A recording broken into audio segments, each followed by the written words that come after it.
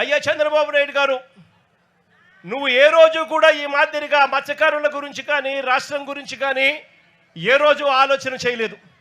ఈ మాదిరిగా పోర్టులు కట్టాలని కానీ, ఈ మాదిరిగా మత్స్యకారులకు మేలు చేస్తూ ఫిషింగ్ హార్బర్లు కట్టాలని కానీ, ఫిష్ ల్యాండింగ్ సెంటర్లు కట్టాలని చెప్పి కానీ ఏ రోజు నువ్వు ఆలోచన చేయలేదు. ఏ రోజు నువ్వు ఆలోచన చేయలేదు. ఏ రోజు వాళ్ళకు మంచి జరిగించే కార్యక్రమం చేయలేదు. చివరకు నువ్వు ఎలాగూ చేయలేకపోతివి. కనీసం జగత్ చేసిన పని జువెలదిన్నలో ఇక్కడే కనిపిస్తూ ఉంది. ఆశ్చర్యం ఏమిటో తెలుసా? ఈ జువెలదిన్న ప్రాజెక్టు తయారైపోయి 2 సంవత్సరాలు అయిపోతూ ఉంది. ఈ 2 సంవత్సరాలలో నేను మార్చి 12వ తారీఖున 2024లో జాతికి అంకితం చేస్తే ప్రధానమంత్రి మోడీ గారు ఇదే ప్రాజెక్టును మళ్ళీ ఆగస్టు 2024లోనే జాతికి అంకితం చేశారు.